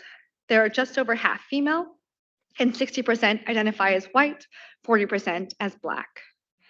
60% have maximum high school education, and cognitive function scores vary quite widely across this group. And it's about 21,000 older adults, because we did limit it to urban and suburban dwelling older adults in the regard sample to kind of match our qualitative hypotheses, which are based upon more urban neighborhoods. But there's a large and important body of work that we need to continue to do in rural areas as well moving forwards. So for the analysis, the qualitative thematic analysis focused on how and why participants perceive and use their local environments. For the quantitative analyses, I've co-led these with Dr. Michael Esposito, who's now at Washington University in St. Louis. And we've looked at global cognitive function, as I mentioned, that composite score of different domains. We're measuring neighborhoods in different ways. I'd love to geek out about this, but I don't have very much time. So if anyone wants to talk about neighborhood measurement, I love mapping and measuring neighborhoods. It's a really complex topic, but not enough time to go into today. We're tracking regards participants who've been active between 2006 and 2017, and we're adjusting for individual and area level covariates that include, for example, age, gender, race, and education, as well as area level census tract traits such as population density and proportion living below the poverty line. So the first pathway that we focused on was social connection. So again, we asked, where are older adults seeking out for social connection and support? And our qualitative thematic analysis identified senior centers, civic and social organizations, so places like veterans organizations, volunteer groups, neighborhood block clubs, as well as food and drinking places, such as restaurants, cafes, bars, restaurants, etc. So when we tested these in the national regard sample, we did see significant and positive associations for civic and social organizations and senior centers. So the y-axis in these plots is your predicted cognitive function score. So a higher score indicates better cognitive functioning, lower score, worse cognitive function.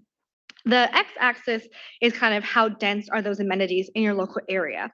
So 0 represents no features in your local area. So you have no senior centers, no food and drinking places, or no civic and social organizations.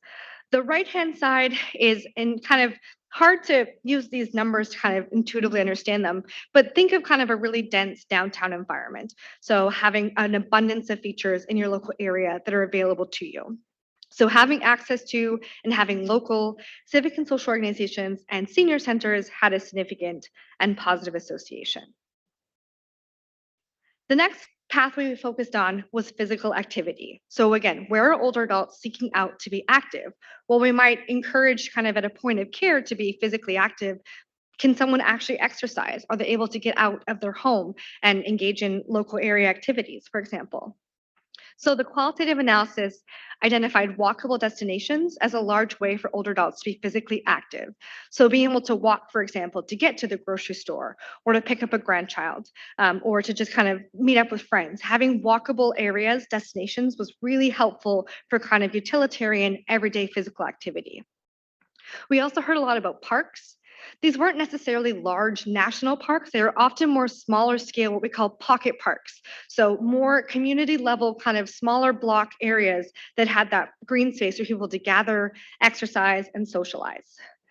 We also heard about recreation centers. So this includes places like YMCA and gyms, as well as golf courses, swimming pools, aerobic sites. So just different places to exercise. And of course, as you can guess, it's a little bit tangled up in the socialization pathway as well. So here again, we did see significant and positive associations. So when we did kind of retail businesses, commercial destinations per square mile in your local area, in blue, we can see that significant and positive association. We also saw that having parks in your local area was significantly associated with cognitive function, and to a lesser extent, but still there a little bit, we also saw recreation centers had that significant and positive association as well.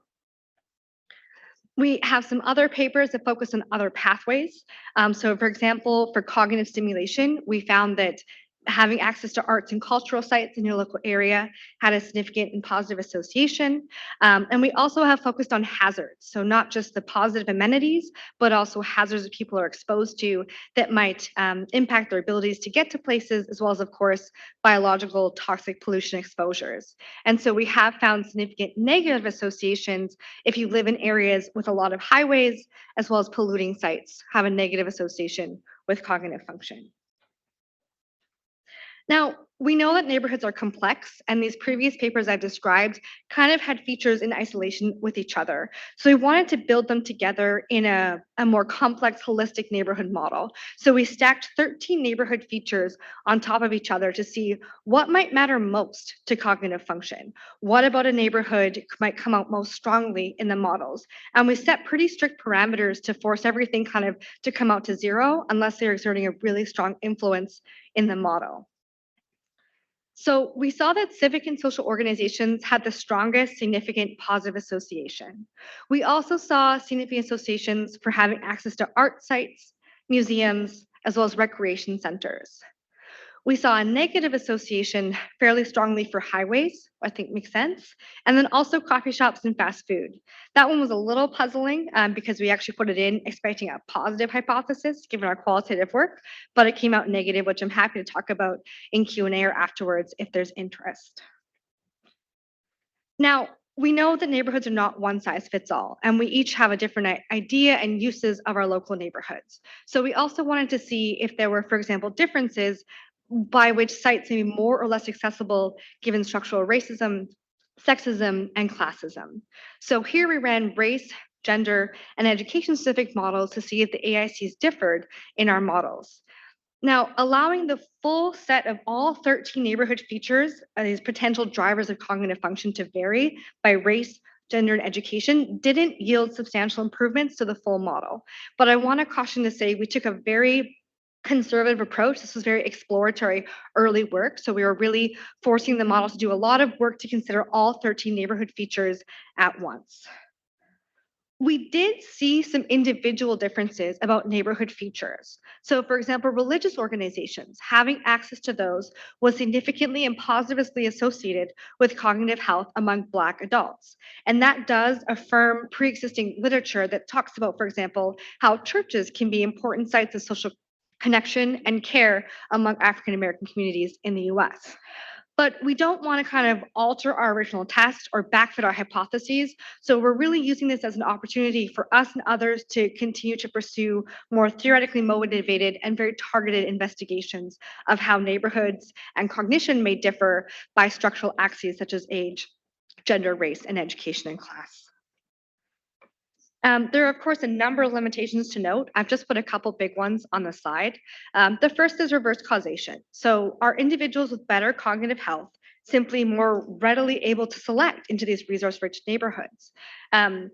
If that's at play, in some ways, that in itself is a fascinating observation because that means that cognitive health is gating access to resource-rich neighborhoods and involved in other spatialized health disparities. So that would be a huge area for us and others to continue working on.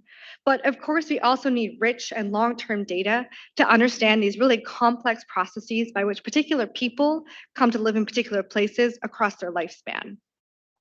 Confounding, of course, is another issue. We control it for individual and area level characteristics as best we could, but there are limitations in the regards data as there are for any study that you use. So we're working now through funding from the MADRC as well as the K99 R00 grant to investigate this in the health and retirement study. So moving to a nationally representative study with a whole host of great measures over time, and also hoping to build collaborations with other groups, other cohorts, other studies to really test and extend and validate these ideas. For example, let's move earlier in the life course and see what neighborhood context might matter if you're a child or a young adult or a young parent. So really building out these perspectives to broader places, people, and parts of the lifespan. So overall, I think it's an exciting new concept we're developing, and we're really trying to advance understanding of how neighborhoods are tangled up in behaviors and health. We're also trying to take a critical lens. We know that neighborhoods look really different across our country, and so how might neighborhood disparities be involved in some of the inequities that we observe in Alzheimer's and dementia rates, for example? And also trying to provide much needed evidence. Aging in place and dementia-friendly community efforts often lack evidence as to what informs their guidelines. So this, if we know that cognitive health is one of the greatest concerns of older adults, how can we build better neighborhoods to support their cognitive health as they age? And also trying to provide a tool to critically assess neighborhoods and inform where to target resources. So we've been working with the Community Advisory Board to develop a map where someone can type in an address, and anywhere in the States, at least in urban and suburban areas for now, they can see what is the cognability score for that neighborhood. So how supportive is it to cognitive health? So we're about to launch our public website, so stay tuned on that. But I'll give you a sneak peek of what the Detroit area looks like. So blue indicates high cognability. These are places with lots of amenities like civic and social organizations, art sites, museums, recreation centers, and yellow and orange indicates low cognability. So areas that, for example, are overexposed to highways, to polluting sites, to fast food, and other kind of lack of those amenities that might support this healthy, active, engaged aging in place. And this is after controlling for area level disadvantage. So when we showed this to our community partners, they were, I don't want to say excited because this is a really stark map with a trend, but they said, this is what we need. This is the evidence we need to help inform where to target resources, where to inform development, how to advocate to our funders why we need investment in particular neighborhoods to support resident aging populations.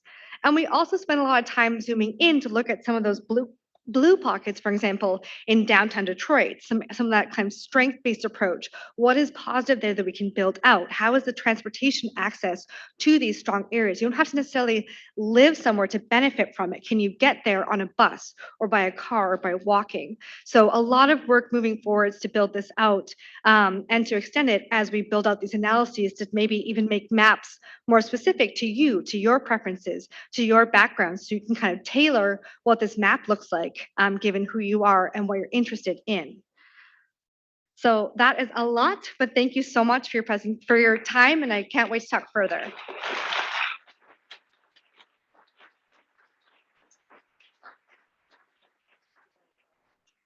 for like one question, Jen.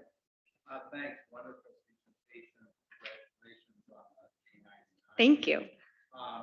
So I grew up in Minnesota, and I must say that what's etched in my mind is different, very different from all but one of the pictures that you show.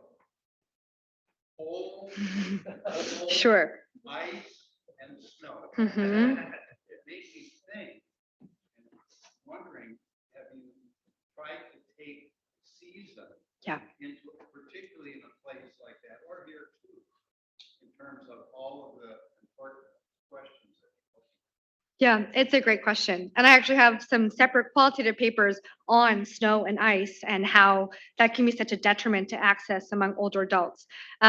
We have a separate suite of papers looking at exposure to rain and ice and snow and cognitive health. And we did see some, as expected, negative associations.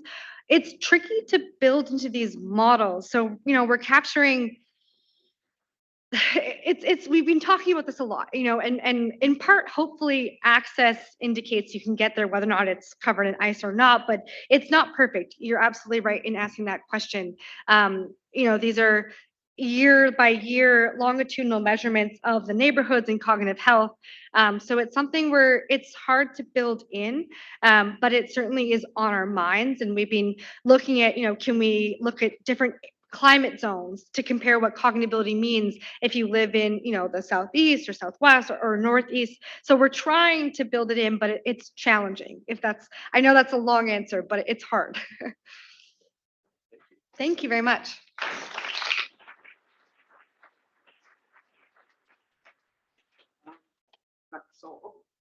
Super, thank you. So let me just briefly introduce our next speaker. Dr. Catlin Sol is a research investigator in the Department of Psychology. And again, an interesting background. Her background is originally in clinical psychology.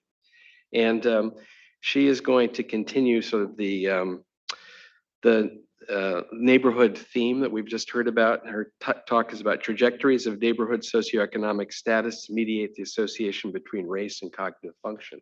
So thank you very much.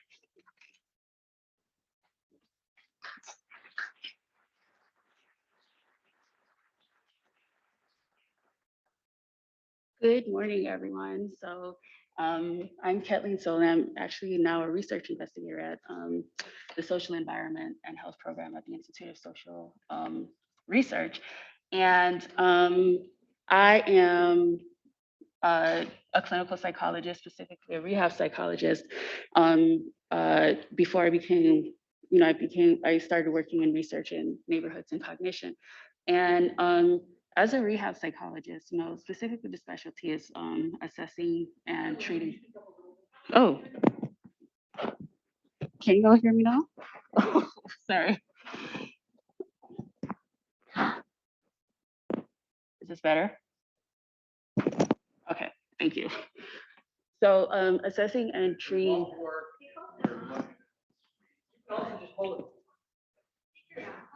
Oh, I'm sorry, everyone. That I sound much better. Okay, so all of that to say, rehab psychology looks at the assessment and treatment of people with physical disability to help promote adjustment.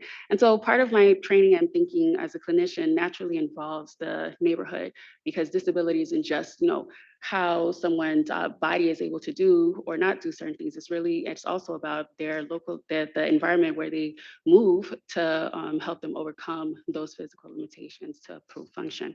So this work has been kind of like a natural progression from that, because where people live is very important, and their health outcomes, and as we've been talking about, cognitive outcomes. So we are aware that there are race inequalities and Alzheimer's disease and related dementias. And this figure here is kind of popular in this work of modifiable factors in cognitive aging, and that 40% of the attributors to cognitive, late life cognitive function are due to modifiable factors. And if you kind of zoom in at the bottom here, you see air pollution just like accounting for 2%, but that just implies that just kind of where people kind of move and be in their spaces has an implication for pretty serious health outcomes. And so in particular, when I speak about race differences in ADRD, it's, minorities and racial and ethnic minorities develop ADRDs at a higher proportion than whites. And so a lot of the things that contribute to these disparities are also attributable to some of these modifiable factors. And so looking at these race differences in ADRDs via the modifiable factors are important. Ooh, I turned this off, sorry. So in considering Black and white disparities in cognitive function, there's evidence and historical evidence that there are legacies and policies and laws that have sorted whites and Blacks into very different neighborhoods, right? And so one of these notable examples is the practice of redlining. So from the 30s, organizations like sanctioned grading whether people's like mortgage worthiness based on these like 4 categories of like highly desirable areas and hazardous areas.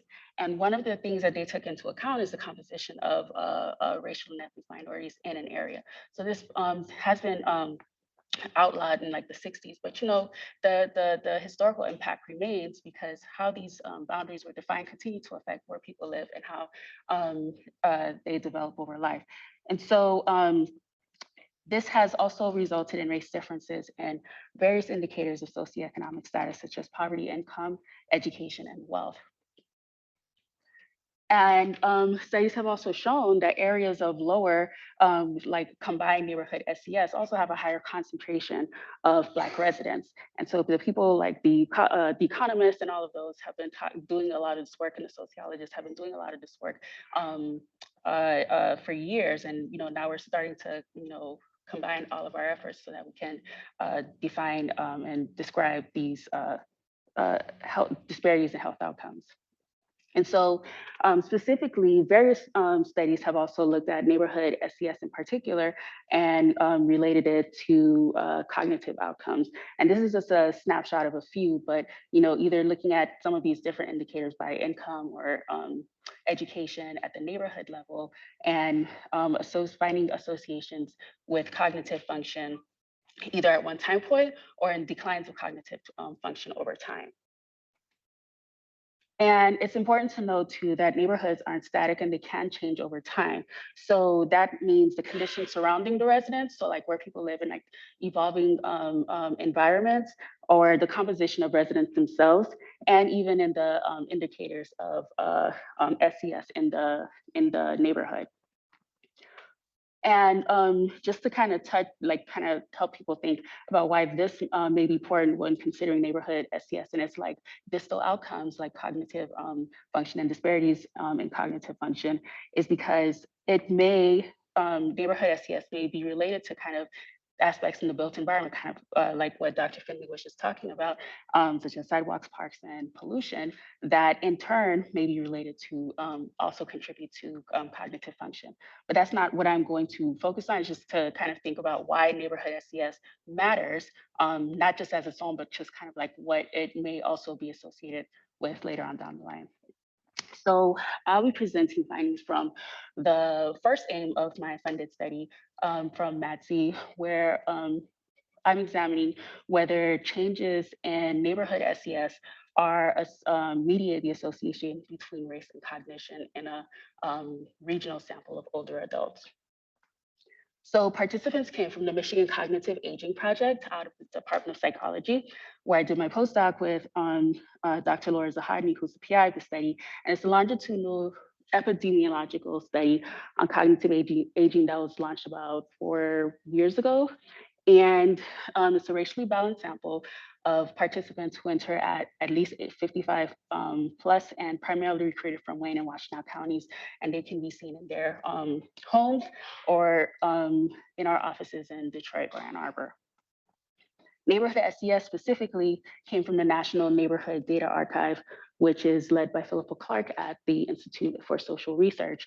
And it's basically a comprehensive national databases of various neighborhood characteristics that you can link at the census tract level in the United States. And after geocoding whatever your unit of interest is, then you can find out these different, you can link it to these various indicators of neighborhoods. Cognitive function with MCAP participants was a comprehensive battery of paper and pencil neuropsych tests that assess 5 domains of cognitive function, which are processing speed, executive function, visual spatial function, language, and episodic memory. And neighborhood SES was geocoded using two categories of SES and NANDA, and specifically disadvantage and affluence. So disadvantage was a composite of the proportions of female-headed families with children, homes with public assistance, families below the federal poverty level, and the proportion of the population that is over 16 and unemployed.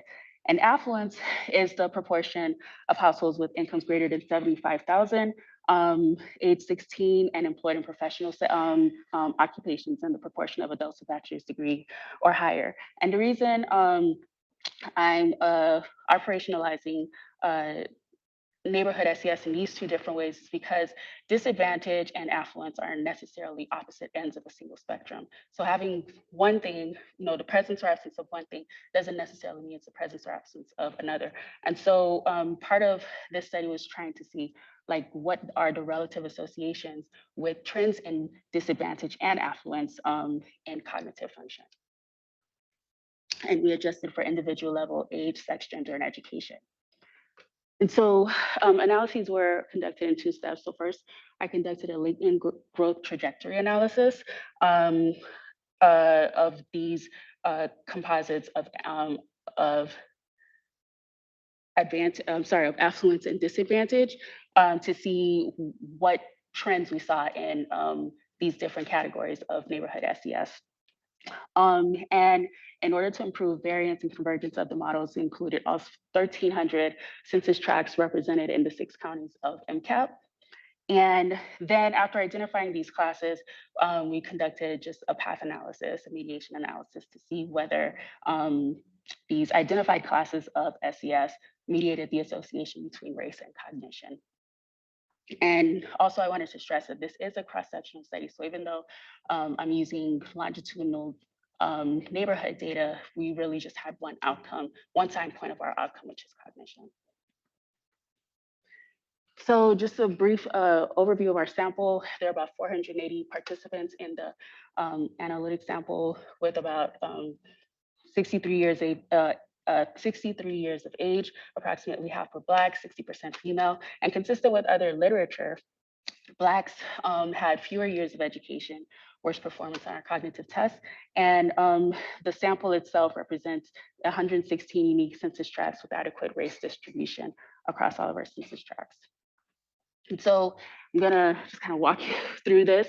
So this was the class analysis for neighborhood disadvantage, and it identified 3 classes, which in red are persistently high disadvantage, blue is high and increasing disadvantage, and green is persistently low disadvantage.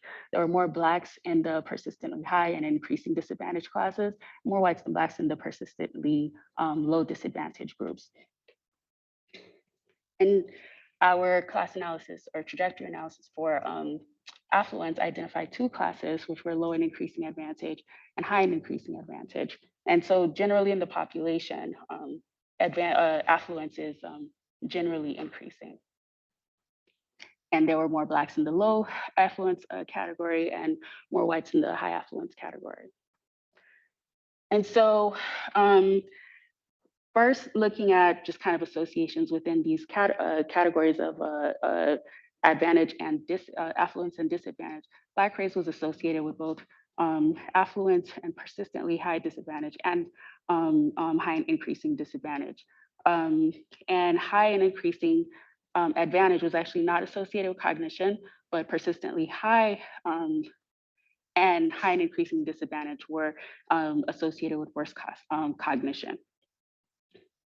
And so when we tested the path analysis specifically, what it's showing is that high and increasing advantage, so looking at the indirect association from race to cognition via one of these identified classes of socioeconomic status, there was a stronger and significant association for high and increasing disadvantage on cognition.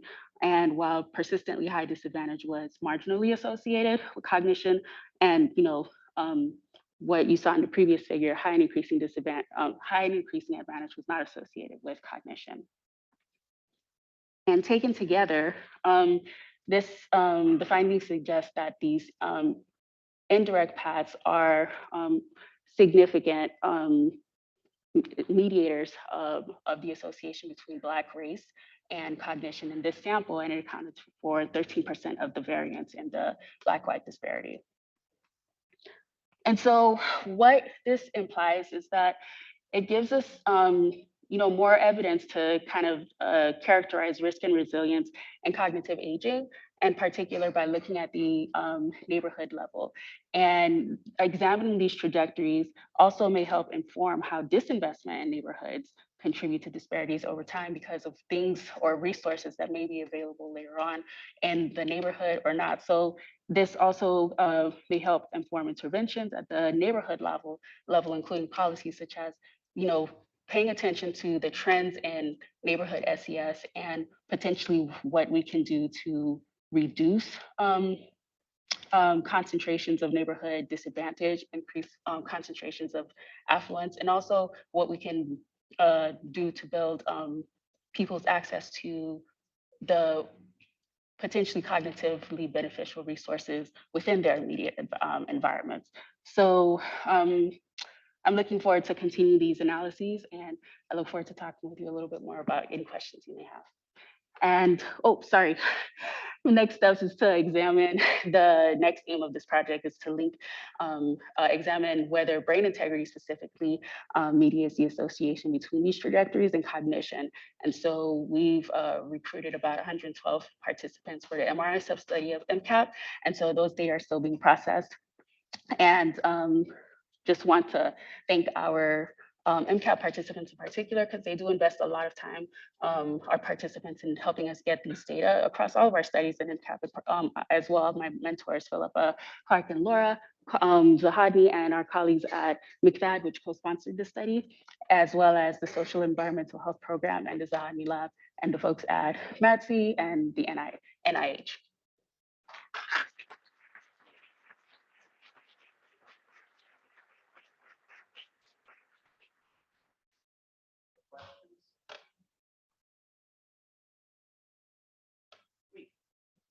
Benskey. So what characterizes that group that has the worsening trajectory? Is there any specific features of that group? Well, that's part of what I'll be digging into a little bit more. So beyond the composites of which were just the proportions of those indicators, those 4 indicators, really the other thing I can think of that we actually did look at is race plays a part of it because it is very racially disparate in terms of who is experiencing disadvantage and who's experienced affluence.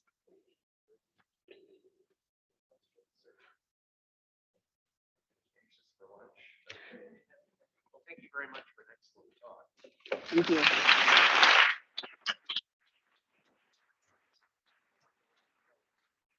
All right, you have a nice break now, lunch now, and then 12:30 the poster session begins again, right? And we'll see you back here at 1:30. Please check out the posters and enjoy your lunch. Thank you.